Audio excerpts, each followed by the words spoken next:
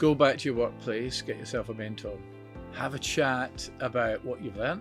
Create a plan on how you're going to use that knowledge in your role as a leader. If someone knows how to do something, but life has got in the way and layered them with stress and strain stuff, then that's where you might use coaching techniques.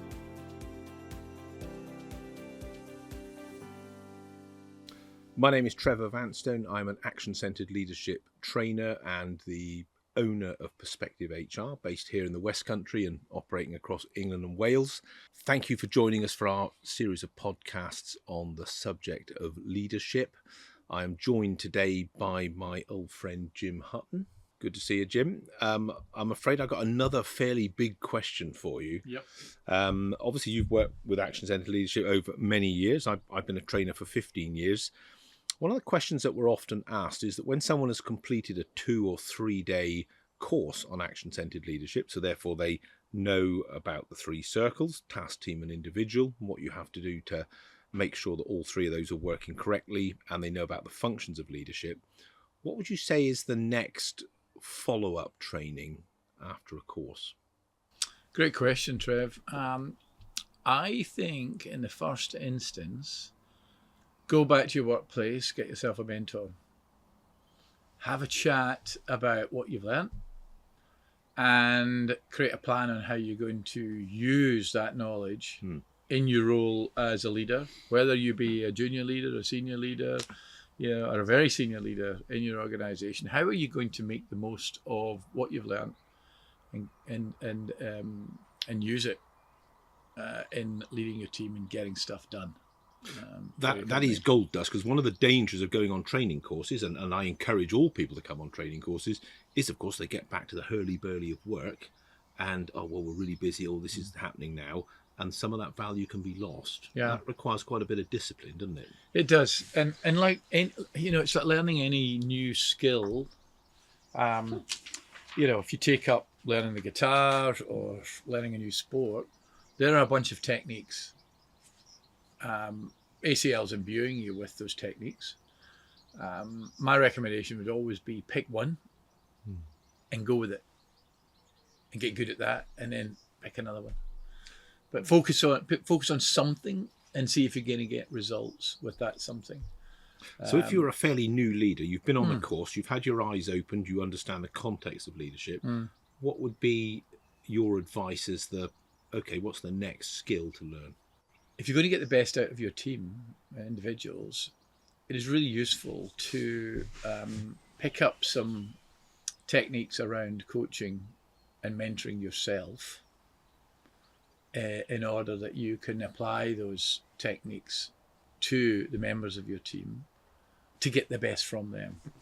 We all know what it's like to be told how to do something. When we didn't really need to be told how to do it. We kind of knew how to do it. Yes. And you just told me how I've got to do something. Yeah. You're disempowering me to use my initiative. I'm just, a cog in the wheel, and I just, do what you're told. And there's nothing more demotivating than being that, having that role in the business. So as a leader, what you want to do is avoid that. So stop telling and start getting from them what they think they ought to be doing. And you can use a bunch of coaching techniques, mentoring techniques to do that. But you need to recognize that in order to coach someone, they have to know something in the first place. So it may be in your role as a leader, you have to actually teach someone something. We talked about that as one of the key functions of leadership as well, isn't it? As well as the key 8 ones, there is that. So I think most good leaders will use a blended approach of teach, coach, and mentor, which they will apply depending on the skill and will, the competence, the knowledge of the individual, and you'll ask curious questions so that you understand where they are, and then you'll apply either a teaching approach, a coaching approach, or a mentoring approach to that individual at the time. And it goes back to the previous podcast we talked about on the skill will matrix. Am I directing someone? Am I guiding them? Am I empowering them and just letting them go, or whatever, you know? And there has perhaps been a little bit of confusion over the years. People do get coaching and mentoring muddled up, don't they? They do. Yeah. In a nutshell, how would you define both of those? Okay, well, if you want to understand it, go read renowned academic David Clutterbuck. He's been in the scene 40, 50 years. He provides excellent definitions around mentoring and coaching, and where teaching fits in.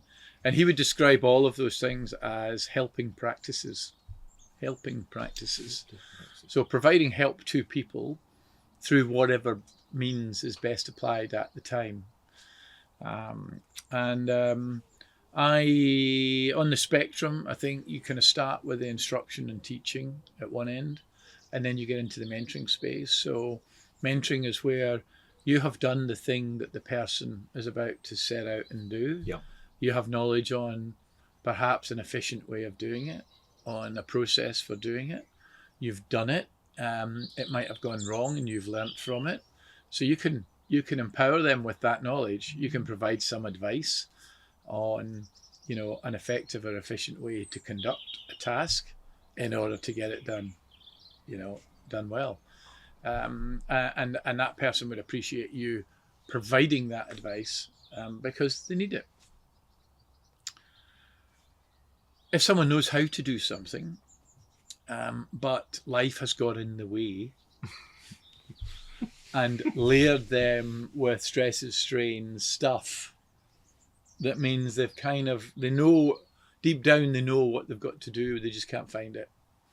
Then that's where you might use coaching techniques to pull back some of those layers and help them get to that light bulb moment, that eureka moment. Oh, yeah, I know what I've got to do. Yeah.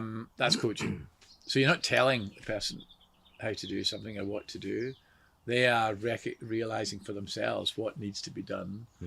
And that's much more empowering for them, because if they've decided this is what I need to do, they are more likely to do it. And then a good coach will always check in and say, oh, you recognize you needed to phone Joe on Monday. I'll call him on Monday afternoon and say, how'd the call go? And you go, oh, it went well. And they went, he remembered. He cared enough to call me back. This is and inquire. That's important. Important part of the coaching model. And this is all very rich, seems to mine or look at in that individual circle, isn't it? When you go back to that quite challenging part of leadership, isn't it? Getting the best, knowing and understanding the needs, wants and motivations of each individual. So what you're talking about there in terms of teach, coach and mentoring then is to have a set of tools that you can select from if somebody within that circle, one of your individuals, is struggling. Yeah.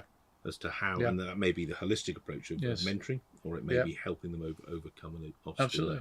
And so all good leaders, I think, ought to be able to apply a blended approach, depending on what help it is the individual needs. And that doesn't matter how senior you are or how knowledgeable you are or how professional you are. It's not a slight on your ability. We all benefit from, the gentle curiosity that a peer or a colleague or a retired senior saying, how are you going, Trev? How are you getting on with, dealing with that toxic boss of yours? That's a great inquiry, and you'll be happy to share. And then that person can just help you talk it through and maybe get you to an action down the road. Jim, as always, thank you very much. So I was thinking you were going to say, the first thing you do after an ACL course is go on an Excel spreadsheet course, but you're centering very much on know thy staff and teach, coach, mentor in the individual circle. Yeah, absolutely. Good advice based on a lot of experience. Yeah. Thank you very much. Thanks, Trev. Cheers. You don't learn from doing, you learn from reflecting on how you did. All of this stuff is real. It's live learning. It's not theory. It's not something you're bringing in from another organisation. It's something that has happened in your organisation with your people. And everyone involved, and particularly the leaders, will be able to look at that. It is gold dust, isn't it?